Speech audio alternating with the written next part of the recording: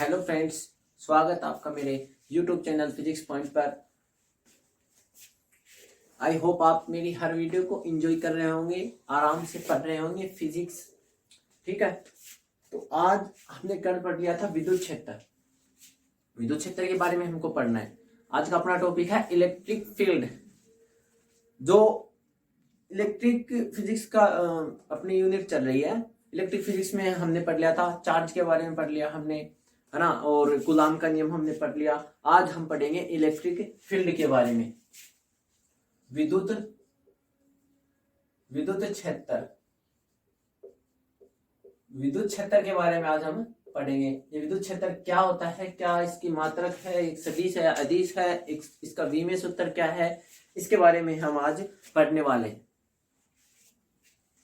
तो क्या बात है कि एक धनावेश या मान लो कि एक ऋणावेश। पहले मैं आपको विद्युत क्षेत्र की डेफिनेशन बताता हूं, उसके बाद हम जानेंगे कि सदिश है, अदिश है। अगर सदिश है तो इसकी दिशा क्या होती है, और अगर अदिश है तो उस हिसाब से, और इसका मात्रक, इसकी विमा के बारे में भी हम पढ़ेंगे। और इसके गुण भी आते हैं विद्युत क्षेत्र रेखाओं का। एक दो गुण है जो मोस्ट इंपोर्टेंट है, वो भी मैं आपको इस वीडियो में जरूर बताऊंगा। तो क्या है कि एक धनावेश मान लो या एक ऋणावेश मान लो, कोई भी चार्ज है कि इसके चारों ओर वह क्षेत्र,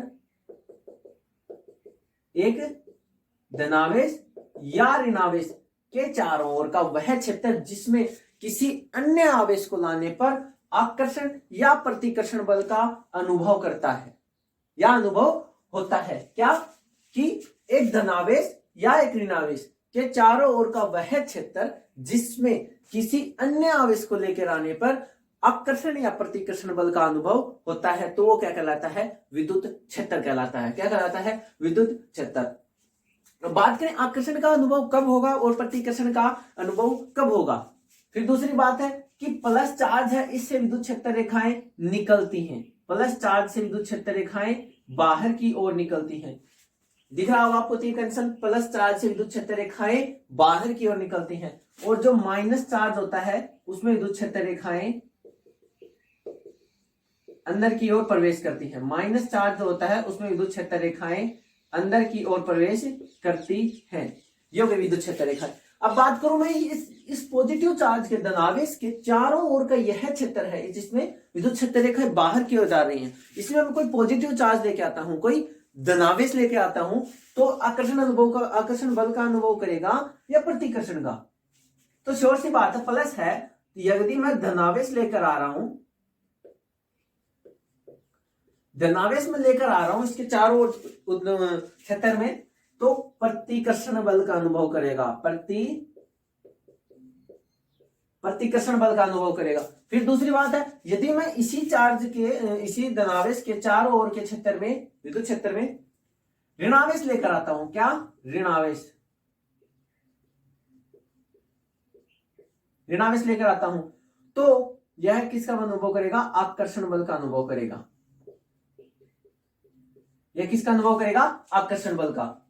फिर दूसरी बात आती है, इस ऋणावेश है, यदि इसमें धनावेश लेके आएंगे तो आकर्षण का अनुभव करेगा, और यदि इस पर ऋणावेश लेके आएंगे तो प्रतिकर्षण का अनुभव करेगा।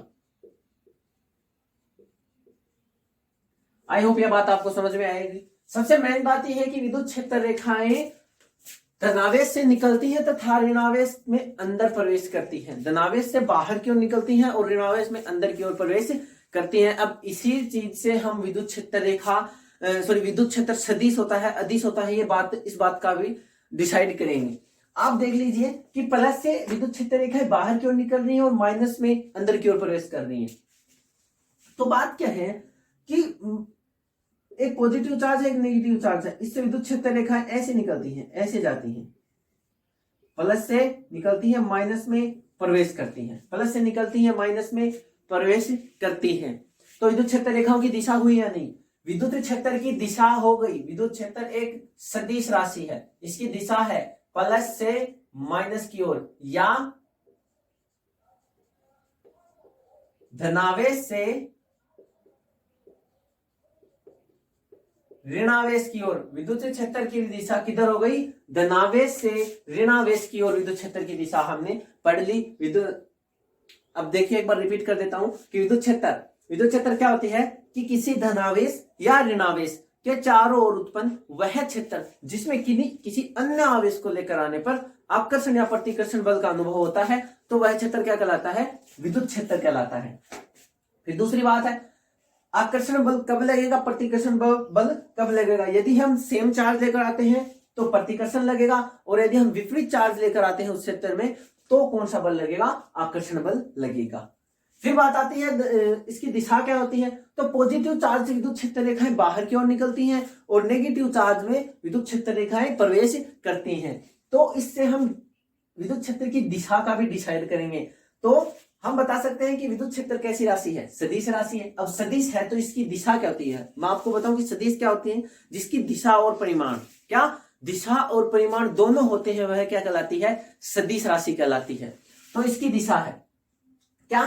परिमाण तो अदिश का भी होता है लेकिन उसकी दिशा नहीं होती। क्या? परिमाण तो अदिश का भी होता है लेकिन उसकी दिशा नहीं होती। तो इसकी दिशा भी होती है, जिसकी दिशा होती है वो ही सदिश होती है। तो इसका दिशा हो गई, इसकी दिशा हो गई प्लस से माइनस की ओर, तो धनावेश से ऋणावेश की ओर इसकी क्या होती है? दिशा। तो विद्युत क्षेत्र एक सदिश राशि है। हमने पढ़ा विद्युत क्षेत्र के बारे में, विद्युत क्षेत्र की डेफिनेशन, विद्युत क्षेत्र अदिश है, सदिश है, धनावेश से विद्युत क्षेत्र रेखाएं निकलती हैं, ऋणावेश में प्रवेश करती हैं। इससे यहां तक आपको कोई डाउट हो तो कमेंट बॉक्स में जरूर बताइएगा। कल अगर आपको कोई डाउट रह जाता है तो कमेंट बॉक्स में जरूर बताओ आप, ताकि अगली वीडियो में आपको उसका सॉल्यूशन मिल सके और आपका कोई भी डाउट न रहे। फिजिक्स के अंदर जितना भी आपको पढ़ाया जाता है उसमें बिल्कुल भी डाउट नहीं होना, 100% देना है, समझे? 100% देना है। ज्यादा दिन नहीं बचे एयरफोर्स के एग्जाम के। आपको भी पता है कि डेट आ चुकी है 12 से 18 जुलाई। 12 से 18 जुलाई के बीच में एयरफोर्स के एग्जाम होने वाले हैं। कभी भी आ सकता है, कुलअप अभी आया नहीं है। तो जब भी अपने को क्या लेना, अपने को 12 से 18, 12 ही मान के चलो आप, 18 नहीं है, 12 ही मान के चलो। क्या पता आपको 12 का आए, 13 का आए, 14 का कब का भी आए। तो आपको अपना 100% देना और मैं अपना 100% देना। तो टोटल मिला कितने हो गए? 200% हो गए, समझे? तो बहुत बड़ा काम हो सकता है। चलो देखते हैं, बात करते हैं विद्युत क्षेत्र के परिमाण की। ये तो हमने पढ़ा विद्युत क्षेत्र की दिशा के बारे में। क्या पढ़ा? विद्युत क्षेत्र की दिशा के बारे में। अब बात करते हैं परिमाण की, कि यदि कोई चार्ज है, ठीक है, जो हम पॉजिटिव चार्ज के, ये पॉजिटिव चार्ज है, इससे विद्युत क्षेत्र रेखाएं निकल रही हैं। यदि हमें इसमें कोई क्यों आवेश लेकर आते हैं, क्या यदि हम, जरूरी नहीं है पॉजिटिव है, नेगेटिव भी हो सकता है। तो यदि इस चार्ज के चारों ओर विद्युत क्षेत्र में हम कोई क्यू चार्ज लेकर आते हैं और इस विद्युत क्षेत्र का परिमाण है ई, क्या? ई वेक्टर, इलेक्ट्रिक फील्ड, ई से डिनोट करते हैं इसको, विद्युत क्षेत्र को, ठीक है। तो ई वेक्टर, फिर क्यों आवेश लेकर आते हैं तो इस पर एक बल लगेगा। मैंने आपको बताया कि आकर्षण या प्रतिकर्षण बल का क्या करती है?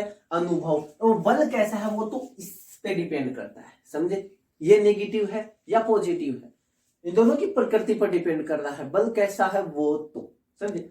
बात करते हैं हम विद्युत क्षेत्र के परिमाण की। तो ये जो विद्युत क्षेत्र है ई वेक्टर, क्या? ई वेक्टर लगने वाले बल और आवेश के अनुपात के बराबर होता है। विद्युत क्षेत्र ई वेक्टर बल तथा आवेश के अनुपात के इक्वल होता है। क्यों? कोई चार्ज था, क्यों चार्ज इसके विद्युत क्षेत्र में लेके आए, जो विद्युत क्षेत्र वो कितना है? ई, बल कितना लगा? एफ, क्यों चार्ज लेके आए तो ई वेक्टर जो है वो एफ अपॉन में क्यू के इक्वल होगा, एफ अपॉन में क्यू के इक्वल होगा।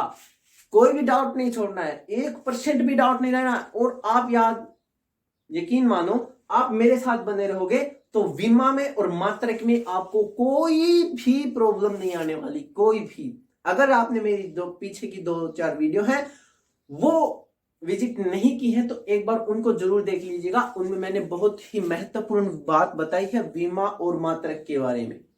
ओनली 4 विमा, और 4 मात्रक आपको याद रखने हैं। पूरी फिजिक्स उस पर ही डिपेंड है, उस पर ही डिपेंडेंट है। कोई भी विमा आपको याद नहीं करनी, आपको सिर्फ जो मैंने 4 विमा बताई हैं उनको याद करना है। पूरी फिजिक्स की विमा आपके सामने, आपकी गुलाम बन जाएंगी फिजिक्स की विमा। बस आपको वो 4 विमा याद रखनी है। अगर वो विमाओं को जानना है कौन कौन सी है, तो मेरी जस्ट पीछे वाले वीडियो को जरूर विजिट कीजिएगा, पार्ट नंबर 2 को। ये पार्ट नंबर 3 अपना इलेक्ट्रिक फिजिक्स का, ठीक है। पार्ट नंबर 3 है, 1 और 2 को भी जरूर देख लीजिएगा। देखो E vector equal to F upon में Q। अब बात करते हैं कि मात्रक की, क्या मात्रक की, विद्युत क्षेत्र के मात्रक की हम बात करें तो E वेक्टर का मात्रक F का क्या होता है, न्यूटन, Q का क्या होता है, कूलाम। तो न्यूटन पर कूलाम, न्यूटन प्रति कूलाम। F क्या है, बल, C क्या है, कूलाम, आवेश, चार्ज है, चार्ज का मात्रक क्या होता है, कूलाम। तो N का मात्रक न्यूटन हो गया, सॉरी F का मात्रक न्यूटन हो गया और Q का मात्रक हो गया कूलाम। अब बात करते हैं इसकी विमा की। ये वहीं पे मैंने बता दिया है, जो मैंने 4 विमा बताई थी उनमें ये 2 भी शामिल हैं, ये 2 भी उसमें शामिल हैं। आपको वो 4 विमा याद रखनी है। मैंने बताया भी है वहां पे कि उनकी विमाएं क्या क्या होती हैं, ठीक है। तो जरूर देखिएगा उस वीडियो को। देखो न्यूटन पर कूलाम, न्यूटन की विमा क्या होती है, हमने गति के द्वितीय समीकरण में पढ़ा था कि F इक्वल टू क्या होता है, ma। F इक्वल टू क्या होता है, ma। तो यहां से न्यूटन की मात्रक आ जाएगा kg मीटर पर सेकंड स्क्वायर। m का होगा kg, मास है द्रव्यमान, त्वरण एक्सीलरेशन का हो जाएगा मीटर पर सेकंड स्क्वायर। तो kg इंटू में मीटर पर सेकंड स्क्वायर। बात करते हैं कूलाम की, क्यों, चार्ज की। चार्ज इक्वल टू क्या होता है, I इंटू में T, धारा गुणा समय क्या होता है, आवेश प्रवाह की दर क्या कहलाती है, विद्युत धारा। I इक्वल टू क्या होता है, I इक्वल टू क्या होता है, Q बटे T, Q बटे T। तो Q equal to IT, Q equal to IT। I का क्या हो जाएगा, एम्पियर, I का हो जाएगा एम्पियर और T का हो जाएगा सेकंड। तो एम्पियर इंटू में सेकंड, एम्पियर इंटू में सेकंड। यहां से हम दोनों की मात्रक निकालेंगे।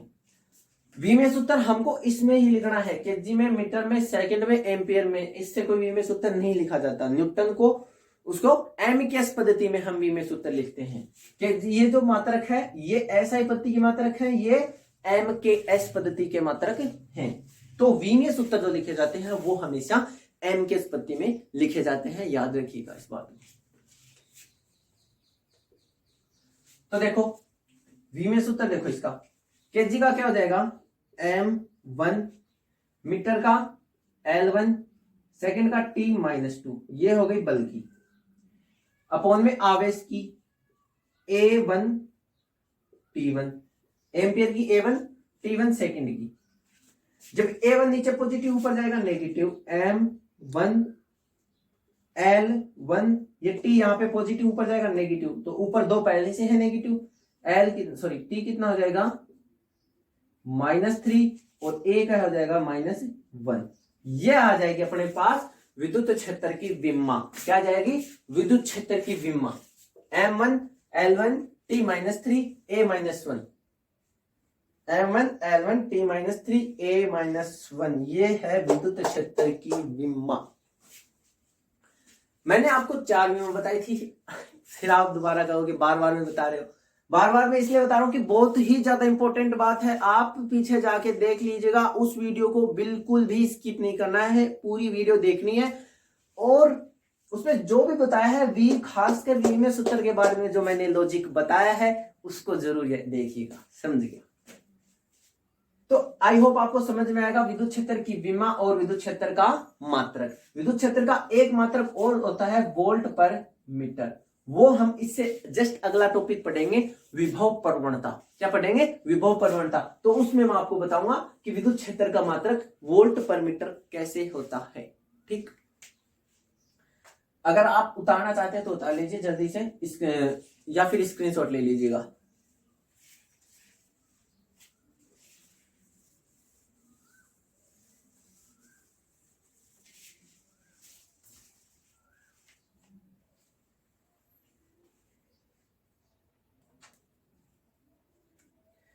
फिर बात करेंगे हम विद्युत क्षेत्र रेखाओं के गुणों के बारे में। विद्युत क्षेत्र रेखाओं के गुणों के बारे में, विद्युत क्षेत्र रेखाओं के क्या गुण होते हैं और क्या क्या ये किस प्रकार से व्यवहार करती हैं। विद्युत क्षेत्र रेखाओं के गुण। पहला गुण देखो, पहला गुण तो यही है कि मैं आपको बता चुका हूं कि विद्युत क्षेत्र की दिशा क्या होती है, धनावेश से ऋणावेश की ओर। तो विद्युत क्षेत्र रेखाएं धनावेश से प्रारंभ होकर ऋणावेश की ओर, ऋणावेश में प्रवेश करती हैं। विद्युत क्षेत्र रेखाएं धनावेश से प्रारंभ होकर ऋण आवेश में प्रवेश करती हैं। फिर दूसरी बात यह है कि विद्युत क्षेत्र रेखाएं कभी भी एक दूसरे को नहीं काटती, कभी भी एक दूसरी को नहीं काटती हैं। फिर तीसरी बात है कि विद्युत क्षेत्र रेखाएं कभी भी बंद लूप का निर्माण नहीं करती। अब बात है दूसरा जो अपना गुण है कि विद्युत क्षेत्र रेखाएं कभी भी एक दूसरे को नहीं काटती हैं। क्यों नहीं काटती, इसका रीजन देखो कि मान लो कि इस साइड से ये विद्युत क्षेत्र रेखाएं, इस साइड से ये विद्युत क्षेत्र रेखाएं, तो इस पॉइंट के ऊपर, क्या इस पॉइंट के ऊपर ये E1, यहां से ई आ रहा था, यहां से भी विद्युत क्षेत्र रेखा आ रही थी, ठीक है, ई वेक्टर आ रही थी। तो इस पॉइंट के ऊपर जब ये टकराई, एक दूसरे को इन्होंने काट दिया, प्रतिच्छेद हो गई, तो इस पॉइंट के ऊपर, जस्ट इस पॉइंट के ऊपर विद्युत क्षेत्र रेखा की दो दिशा हो गई, एक इस साइड चली गई, एक इस साइड चली गई। दो विद्युत क्षेत्र रेखाएं एक पॉइंट के ऊपर कभी भी संभव नहीं है। इस पॉइंट के ऊपर देखिए, अब विद्युत क्षेत्र रेखा की एक दिशा है, इसके भी ऊपर, इस पे भी एक है, लेकिन इस पॉइंट के ऊपर विद्युत क्षेत्र रेखा की कितनी दिशा हो गई, दो दिशा हो गई, जो कि बिल्कुल भी संभव नहीं है। तो इसलिए विद्युत क्षेत्र रेखाएं कभी भी एक दूसरे को नहीं काटती है।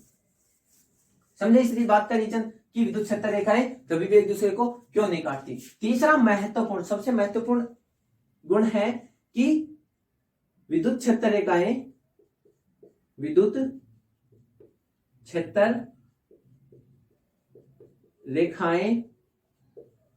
कभी भी बंद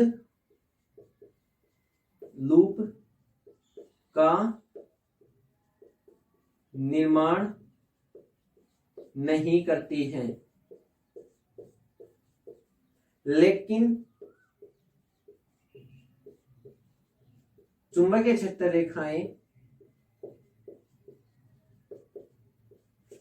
बंद लूप का निर्माण करती हैं।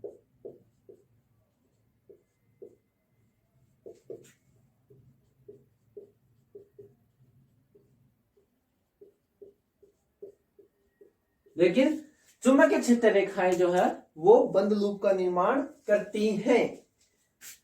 अब विद्युत क्षेत्र रेखाएं क्यों नहीं करती और चुंबकीय क्षेत्र रेखाएं क्यों करती है, इस बात का मैं आपको रीजन बता रहा हूं। अगर ये उतारा नहीं तो उतार लीजिएगा, ठीक है। अब देखो कि विद्युत क्षेत्र रेखाएं क्यों नहीं करती बंद लूप का निर्माण, कि पॉजिटिव से निकलती हैं, नेगेटिव पे प्रवेश कर जाती हैं, फिर ये वापस कभी भी नहीं आती। यहां से निकली, यहां चली गई, यहां से निकली, यहां चली गई, यहां से निकली, यहां चली गई, लेकिन नेगेटिव से पॉजिटिव में नहीं आ रही हैं। क्या नेगेटिव से पॉजिटिव में नहीं आ रहे हैं। और यहां से निकली, यहां पे समाप्त, यहां से निकली, यहां पे समाप्त, यहां से निकली, यहां पे समाप्त, ऐसे ही इधर होता है। यहां से निकली, यहां पे समाप्त, यहां से निकली, यहां पे समाप्त, यहां से निकली, यहां पे समाप्त, लेकिन कभी भी ये नेगेटिव से पॉजिटिव की ओर नहीं आती है, इसलिए बंद लूप का निर्माण नहीं होता है। लेकिन मैं आपको बताऊं कि चुंबकीय क्षेत्र रेखाएं बंद लूप का निर्माण कैसे करती हैं। ये उत्तरी ध्रुव हो गया, ये दक्षिणी ध्रुव हो गया, तो यहां से विद्युत क्षेत्र चुंबकीय क्षेत्र रेखाएं ऐसे जाती हैं, ऐसे चली गई, ऐसे चली गई, ठीक है। लेकिन क्या है कि चुंबक के अंदर, बाहर तो ये एन से एस जाती है और अंदर इनकी दिशा एस से एन की ओर होती है। तो यहां से ऐसे जाती और ये ऐसे आती हैं, ऐसे इधर से जाती है और इधर से आ जाती हैं, एन से एस में जाती हैं बाहर की ओर, लेकिन चुंबक के अंदर इनकी दिशा S से N की ओर होती है, इसलिए ये बंद लूप का निर्माण करती है। विद्युत क्षेत्र रेखाएं बंद लूप का निर्माण नहीं करती, लेकिन चुंबकीय क्षेत्र रेखाएं बंद लूप का निर्माण करती हैं। यहां तक कोई डाउट हो तो कमेंट बॉक्स में जरूर बताएगा। फिर अगली बात है कि विद्युत क्षेत्र रेखाएं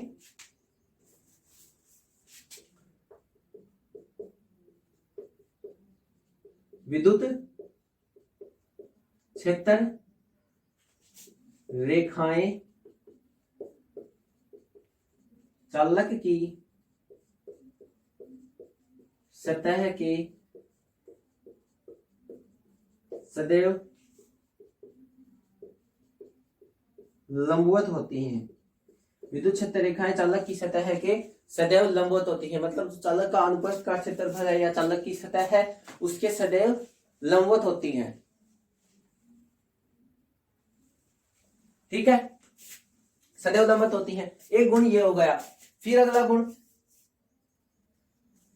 किसी भी चालक के अंदर विद्युत क्षेत्र रेखाएं नहीं होती। मैं आपको बता चुका हूं कि चुंबक के अंदर तो विद्युत क्षेत्र रेखाएं चुंबकीय क्षेत्र रेखाएं S से N की ओर आती हैं, लेकिन विद्युत क्षेत्र रेखाएं किसी भी चालक के अंदर नहीं होती, बाहर से ही गुजरती हैं और बाहर प्लस से शुरू होकर नेगेटिव पे समाप्त हो जाती हैं। चालक के अंदर विद्युत क्षेत्र रेखाएं नहीं होती हैं, तो ये बंद लूप का निर्माण नहीं करती। ये बात मैं आपको बता चुका हूं।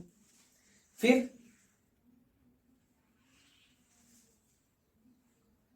एक दूसरे को कभी भी नहीं काटती। ये हो गए अपने विद्युत क्षेत्र रेखाओं के गुण। ये हो गए अपनी विद्युत क्षेत्र रेखाओं के गुण। एक बात और बता दो कि जैसे ये कोई विद्युत क्षेत्र रेखाएं हैं,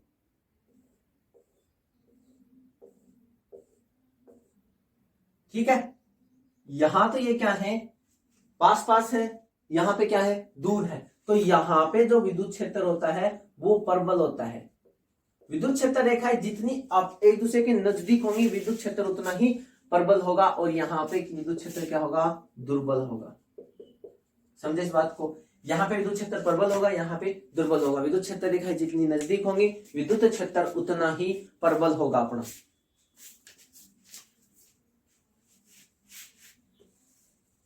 तो बताओ, विद्युत क्षेत्र की विमा मात्रक, विद्युत क्षेत्र की दिशा, सदिश या अदिश विद्युत क्षेत्र रेखाओं के गुण, इनमें आपको कोई डाउट बचा है तो आप मुझे बता सकते हैं। बोलो। फिर क्या है, बात करें विभव प्रवणता की। किसकी? विभव प्रवणता की। या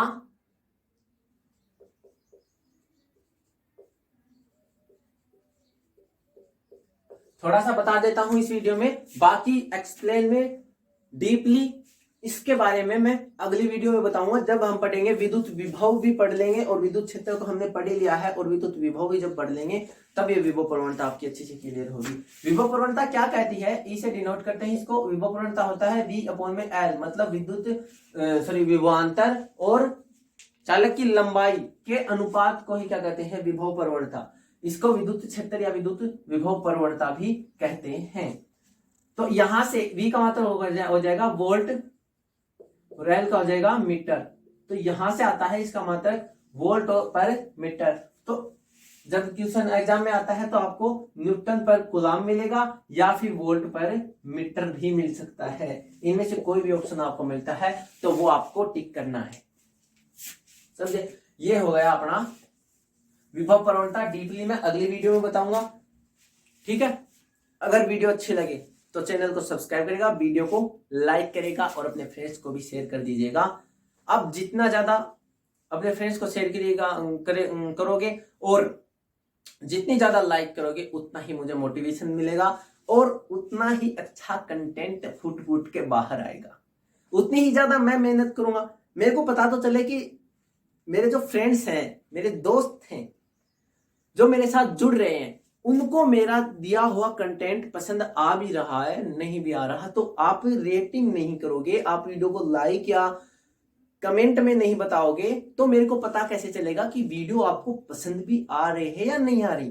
तो आप कमेंट बॉक्स में जरूर बताओ कि वीडियो में जो भी मैंने आपको कंटेंट दिया है, जो भी मैंने आपको बताया फिजिक्स के बारे में, वो आपको बेनिफिशियल लगे या नहीं लगे। अगर लगता है तो वीडियो को लाइक करना, अगर नहीं लगता है तो आप डिसलाइक भी कर सकते हैं। आप पे कोई फोर्स नहीं है कि आप लाइक ही करो। ठीक है, धन्यवाद, थैंक यू।